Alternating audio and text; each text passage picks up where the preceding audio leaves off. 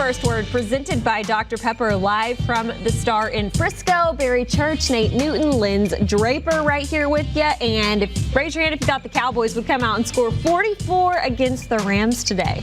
I don't know anybody expected this, but here we are, guys. We are here. Complete game today? I think this is the first time all season we've seen a complete win from this franchise. I mean, all three phases, defense, offense, the kicking game, they all came to play. Zeke Elliott was eating all afternoon. This defense was swarming the ball. I mean, it was a complete game for the whole team. I mean, the first half, it was 20 runs, 15 passes. That's that balance you need. I mean, Zeke was feeding. Dak was throwing the ball to the proper place. Witten was in there. Just a bunch of guys giving it up in the first half. But our defense were solid. They were in the gaps. They stayed home, made plays. Sean Lee was a youthful Sean Lee. Man. Everywhere the ball was. Between him and Jay Lewis, that's Jordan Lewis, they had a great day. Now, not taking anything away from the Cowboys, and we'll talk about the Cowboys for the next 3 hours, but were you surprised the way the Rams came out today, had a playoff game on the line? Looking at the final stats here, I was just shocked that to see Jared Goff wasn't clicking and to see the lack of use of Todd Gurley.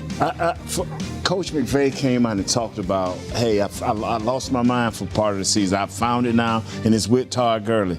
But he did not use him. He opened up the game trying to throw the ball. I guess he wanted to settle his quarterback down. He felt something before the game that wasn't settled right. But all day long, Jared Goff was off all day long. All day. Not a halftime adjustment at all for that. You're right, 100% right. I mean, Jared Goff looked terrible throughout the whole game. I mean, he was missing little 5-yard dumps here, missing deep on deep balls. And they should have fed Gurley. I thought they should have fed Gurley from the very jump. But you're right. From the very jump, they just let kind of Goff control this game. And he just wasn't there. He was off all game. The Cowboys defense took advantage of him. They intercepted the ball, I believe, twice or once. And they were just all over the field. And they just can't do that for the L.A. team. We talk about how we think Dak may have thrown too much over the last few. This dude was 33 out of 51 passes. Too much. That's way too much, man. Gave up a pick. So, hey, Todd Gurley, got less than 30 yards today? 22 total. Right. 11 for 20 today for Todd Gurley. Wow. Never would have guessed that. It's not the formula they need at all. No. But that comes to show you that our defense did come to play, and when it was time for them to step up, they made plays, and they made some big plays. And I'm proud of them because all week long I've preached, man, don't be selfish. You know, if you're supposed to be in the A gap, be in the A gap so the guy can be in the B gap so everybody can do what they need to do. And these guys did it today. My hat's off. I mean, we was a little nervous. Now, we sitting here a little nervous, at halftime. But you know what? 3 weeks. Yes, but they pulled it out. I think Garrett is like 19 or 20-1 when he's leading by half. So I knew when we went at halftime, I told Lynn, say, hey, this thing over with. Shake and bake. Huh? Yeah. Let's go out to AT&T Stadium and check in with Nick Eatman and Rob Phillips of DallasCowboys.com for their first reactions, guys. Thanks so much, Lindsay. Okay, Nick, the Cowboys have the opening coin toss, a snafu, the kickoff rolls out of bounds, but never a doubt, right? They would play probably their best football game in close to 2 months. Yeah. Those were the only two really bad things that happened. After that, like you said, it was probably their greatest game of the season. And, I know and a lot of people have argued with me, where has this been all year? I don't know. And I don't know if it matters because this is where it is, and at least you know what they've got. They can beat a team with a winning record.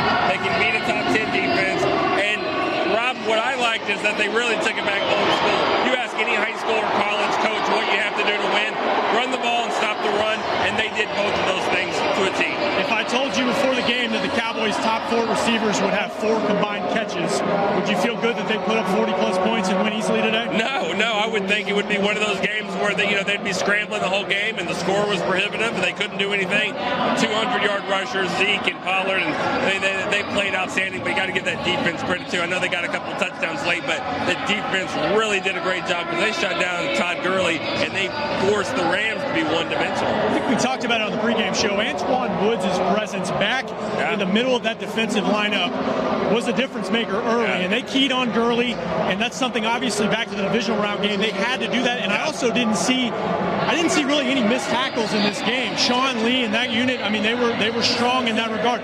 Fundamental football was what Chris Richard kept preaching during the week. Yeah, and they just turned back the clock. I mean, Jason Witten, one-handed catch, might have been one of his best catches of his career.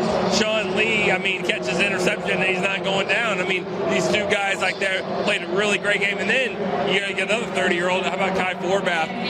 Yes, 2 kicks out of bounds. We're going to figure that out. But the 40-yard field goals made them all, made his extra points. Welcome to Dallas. Dak Prescott has continually talked about complementary football. Yeah. They need to pick each other up, and they haven't done that in these recent games. I think Philly before the bye was the last time they really did that, and that to me is the story of the game. No doubt. I mean, and they got some turnovers too, but it was like you said, take what they give you. I thought that 97-yard drive early in the game really was a really big momentum changer for the game, because they said, all right, we can be pinned back, and we're still going to do what we need to do. Jarwin, short pass here, and next thing you know, don't forget Tavon Austin. When he's wide open, that's a good play. Do that again. I think you told me back in October to wrap it up. You circled this Philly game next week and said, it's probably for the division. It's turning out to be that way, obviously. Yeah, definitely. And, the Cowboys can go up there. They're going to bring their hats and their T-shirts with the Philly because they can clinch. This game was so big because with Philly winning today, now Philly can't clinch. So, the Cowboys can win this game, or if it doesn't happen, they can maybe get some help next week. But let's just knock it out in Philly and win that division, see what happens. Thanks, Nick. On to Philly next week. Back to Lindsay and the crew. Thanks, guys. Yes, on to Philadelphia.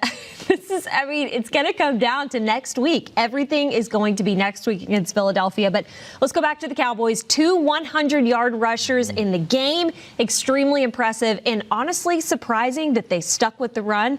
They haven't done that in the past few weeks. No, you're right. They haven't done it in the past few weeks. And I'll tell you what, I'm extremely impressed with Kellen Moore and the way he was able to call this game. I mean, we talked about it in our pregame show, how they had to be more creative for this offense and use their space eaters out there like Tavon Austin, like Tony Pollard out there. And we saw that today. They did it. They drew up immense plays for Tavon Austin to get wide open on the touchdown pass. You got Tony Pollard running through the tackles like he's done. I mean, I have to give my hats off to Kellen Moore. He coached a great game today. So when you're balanced like that, Dak 15 for 23, 212 yards, 9.2 average, 2 CDs. He ran 7 times for 7 yards, but Tony Pollard 12 carries, 131 yards. 10.9, like my man here to my left, B. Church said, he ran through some people, 44-long touchdown. But Zeke did yeoman's work. 24 carries, 117 yards, 4.9. He doing yeoman's work.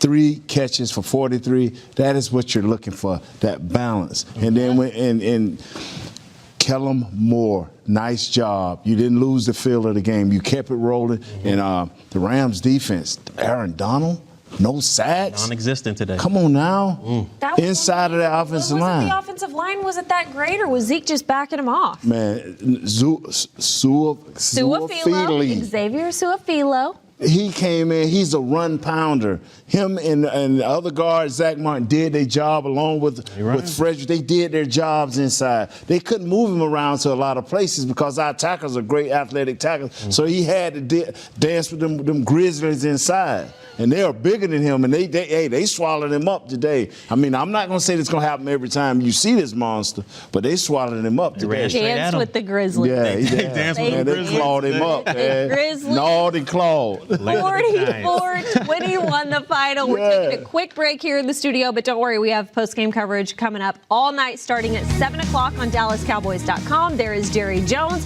We'll let you hear from him on Cowboys OT. Back in a bit.